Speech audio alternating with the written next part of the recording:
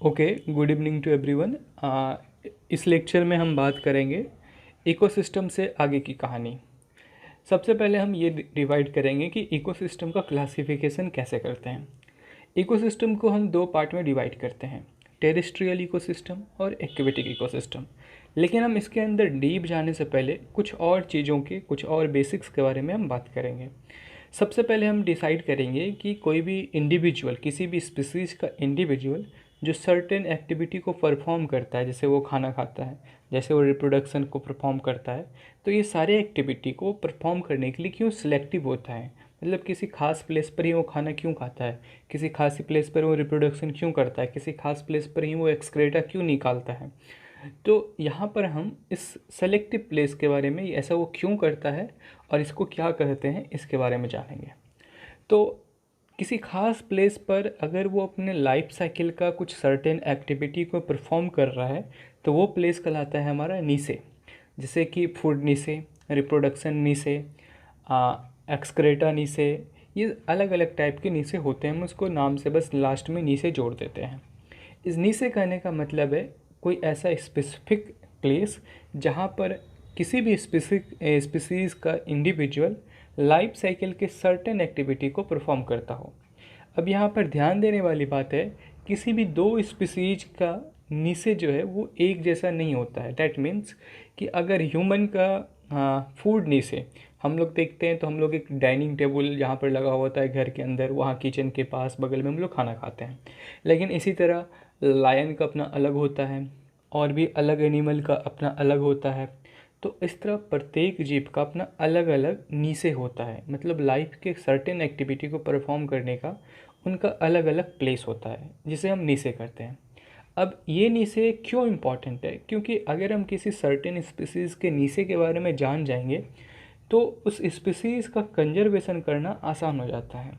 Suppose कीजिए कि अगर एक्स नाम का कोई स्पीसीज़ है और हम ये जान गए कि ये एक्स स्पीसीज़ सर्टेन प्लेस, मान के चलते हैं वाई प्लेस पर वो रिप्रोडक्शन कर रहा है, लेकिन वाई प्लेस क्या हो गया, डिट्रियोरेट कर गया।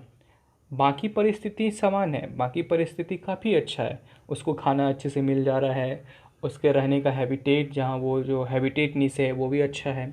लेकिन रिप्रोडक्शन नीचे जो है वो डिट्रियोरेट कर रहा है, मतलब वो ख़राब हो रहा है, उसमें डिग्रेडेशन देखा जा रहा है, वो ख़त्म हो रहा है। तो यद्यपि वो खाना खा लेगा, अगर उसको नया कोई वैसा प्लेस नहीं मिलता है तो फिर उसका रिप्रोडक्शन हो नहीं पाएगा। तो हमें किसी भी स्पीसीज़ का कंजर्वेशन करने के लिए नीसे की आवश्यकता पड़ती है और नीसे बहुत ही इम्पॉर्टेंट रोल अदा करता है।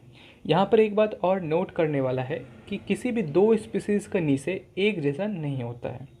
तो हमने इकोसिस्टम के अंदर डीप जाने से पहले कुछ टर्म को समझा, इकोसिस्टम समझा, इंडिविजुअल समझा, पॉपुलेशन समझा, कम्युनिटी समझा और अब नीसे समझा।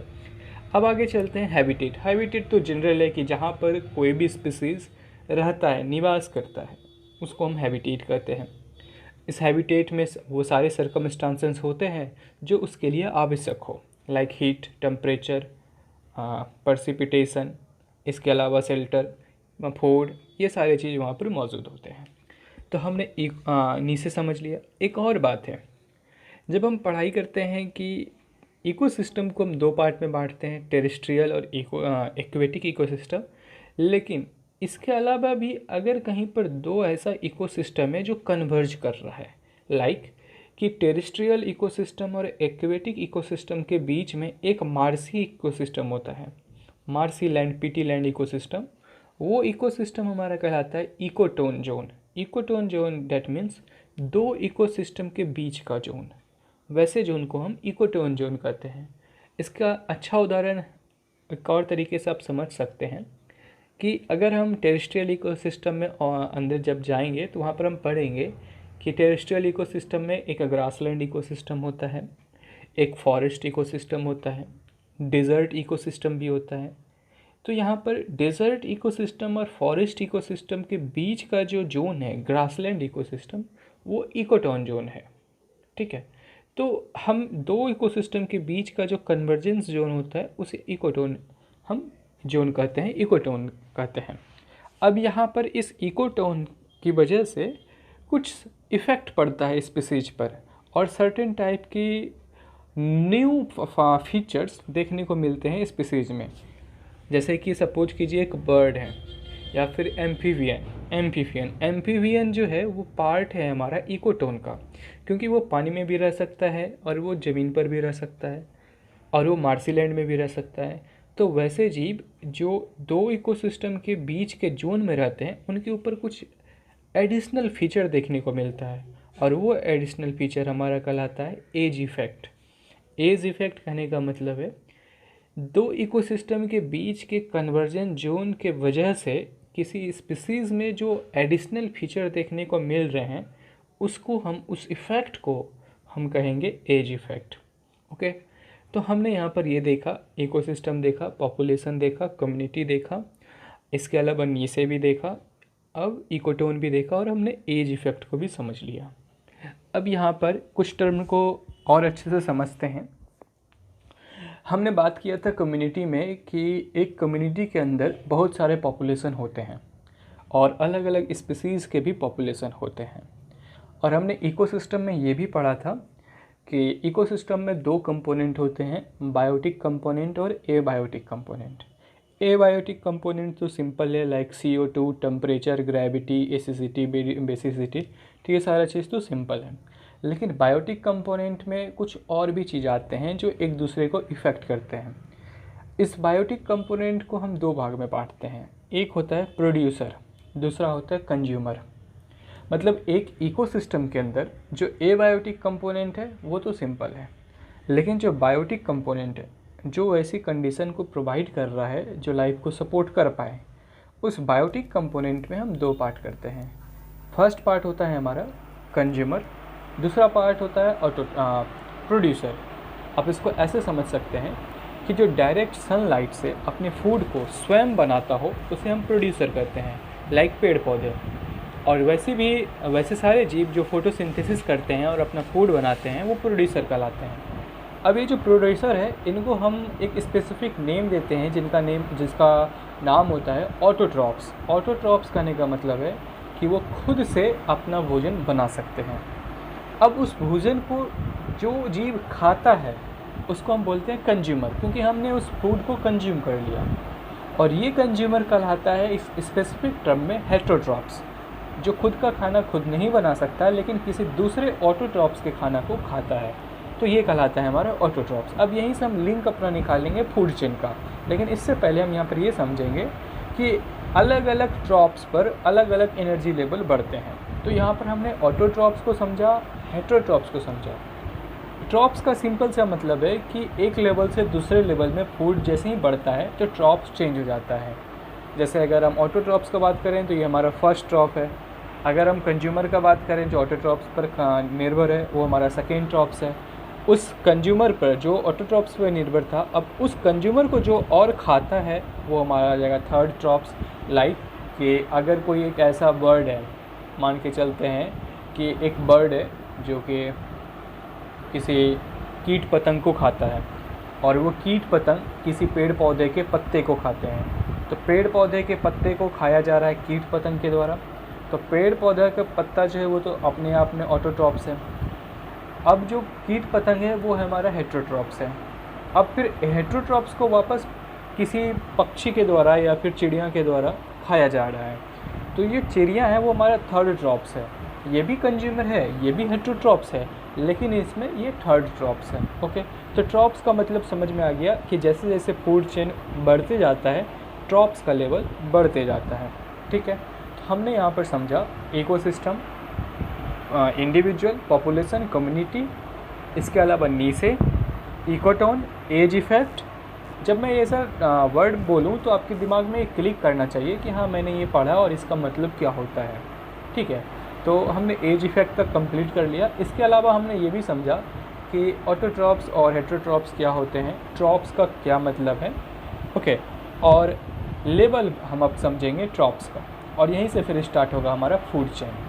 अब देखिए, हम जब पढ़ते हैं कि फंक्शन ऑफ इकोसिस्टम, अभी हम टेरेस्ट्रियल इकोसिस्टम और एक्वेटिक इकोसिस्टम पे नहीं जाएंगे क्योंकि वहाँ पर हमें ज्योग्राफी को इंटरलिंक करना होगा। पहले हम कुछ बेसिक्स टर्म के बारे में ही समझेंगे। तो अब हम यहाँ पर बात करते हैं फंक्शन ऑफ इकोसिस्टम। ठीक है। तो फंक्शन ऑफ इकोसिस्टम को अगर आप दो पार्ट में डिवाइड कीजिएगा तो function plus ecosystem, that means ecosystem को काम करना है, इकोसिस्टम को फंक्शन करना है। और हम सब जानते हैं, अपने बेसिक्स में ये समझे थे कि किसी भी चीज़ को करने के लिए, यानी काम को करने के लिए हमें एनर्जी की आवश्यकता पड़ती है। तो अगर इकोसिस्टम में फंक्शन हो रहा है तो इकोसिस्टम में एनर्जी का नीड होगा। तो आखिर वो एनर्जी आता कहाँ से है?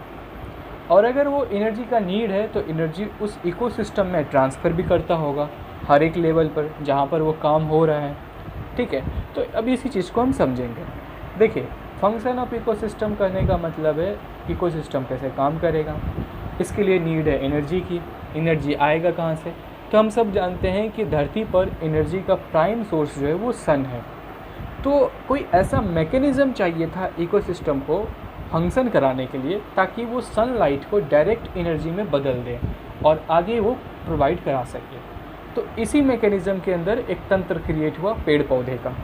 पेड़ पौधे क्या करता है, वो इनिशियल एनर्जी जो हमारा सन से आ रहा है उस एनर्जी को आगे ट्रांसफ़र कर देता है ताकि फंक्शन इकोसिस्टम करते रहे।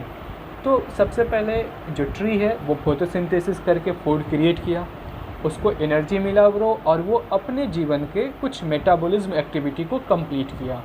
तो अगर हम यहाँ पर ये मान लें कि 100 जूल एनर्जी हमारा सूर्य से आ रहा है और पेड़ पौधे तक पहुँच रहा है, तो कुछ एक्टिविटी वो खुद करने में लेगा, मतलब कुछ एनर्जी वो खुद का काम करने में लेगा, अपने ग्रोथ को करने में लेगा, फूल बनाने में लेगा, फल बनाने में लेगा, और बाकी जो बच जाएगा वो अपने को स्टोर कर लेगा वो फल के रूप में।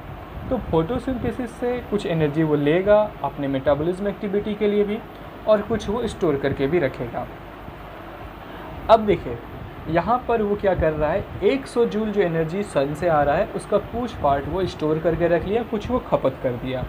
अब जब कोई हेट्रोट्रॉप्स है उस फल को अगर खाएगा तो कितना सा एनर्जी लेगा, जितना उस फल में स्टोर है, और जिस फल में जो एनर्जी स्टोर है वो 100 से तो कम ही होगा, क्योंकि 100 जूल आया ही था ट्री के पास, जिसमें उसने कुछ खपत कर दिया अपने ग्रोथ में।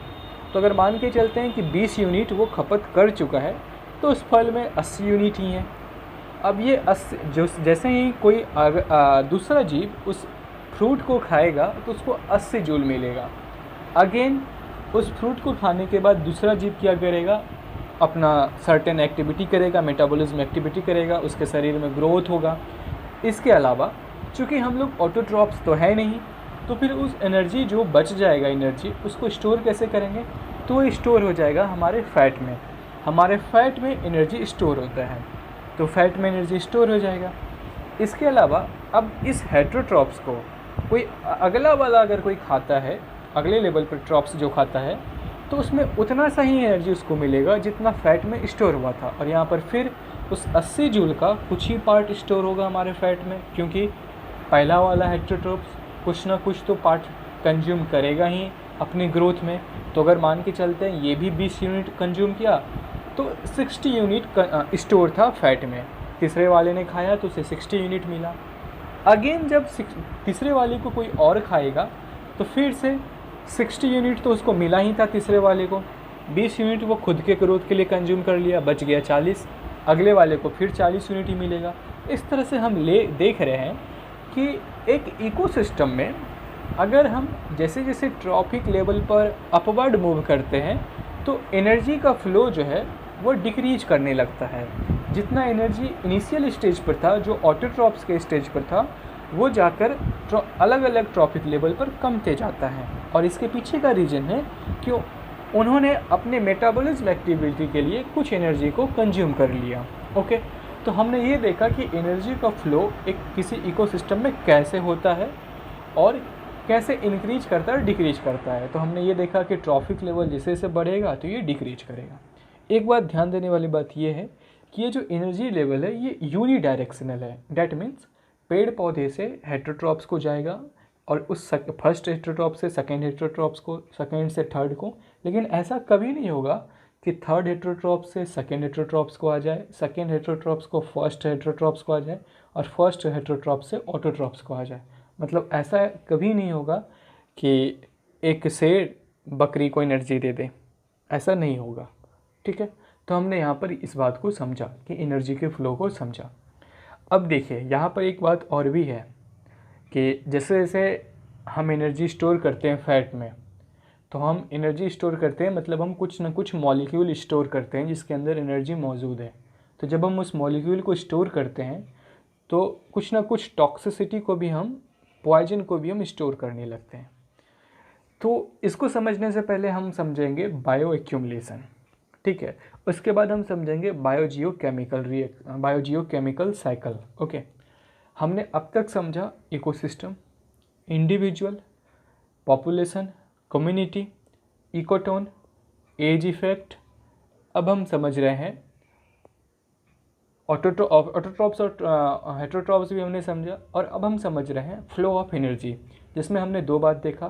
फ्लो ऑफ एनर्जी यूनिडायरेक्शनल होता है, इसके अलावा जैसे जैसे ट्रॉपिक लेवल बढ़ता है फ्लो ऑफ एनर्जी जो है वो घटते जाता है। और ये भी हमने तय किया कि हम फ्लो ऑफ एनर्जी को क्यों अध्ययन करते हैं, क्योंकि हमें समझना है फंक्शन ऑफ इकोसिस्टम, इकोसिस्टम कैसे फंक्शन कर रहा है। और इकोसिस्टम के फंक्शन कहने का मतलब है वर्क, और वर्क के लिए एनर्जी ज़रूरी है। तो एनर्जी कहाँ से मिलेगा हमको? सूर्य से, क्योंकि प्राइम सोर्स वही है। और एक तंत्र चाहिए था उस सोर्स को दूसरे एनर्जी में बदल देना, दूसरे एनर्जी के फॉर्म में बदल देना, ताकि हेटरोट्रॉप्स उसको कंज्यूम कर पाए। तो इसमें हमने देखा कि वो सारे तंत्र जो है वो पेड़ पौधा है जो फोटोसिंथेसिस से ऐसा काम करता है। अब देखिए यहाँ पर एनर्जी का फ्लो तो हमने समझ लिया, लेकिन अब यहाँ पर बात है कि आखिर इस एनर्जी का फ्लो होता कैसे है, किस माध्यम से होता है। तो इकोसिस्टम में एनर्जी का फ्लो फूड से होता है। तो अगर हम फूड चेन को समझ जाएं तो हम एनर्जी के फ्लो को समझ जाएंगे। तो हम नेक्स्ट वीडियो में ये बात करेंगे कि आखिर फूड चेन कैसे प्रोपोगेट करता है और कितना कॉम्प्लेक्स है, कैसे उसमें एनर्जी इफेक्ट डालता है और क्या क्या उसमें वेरिएशन हो सकता है। ठीक है, तो मिलते हैं नेक्स्ट वीडियो में।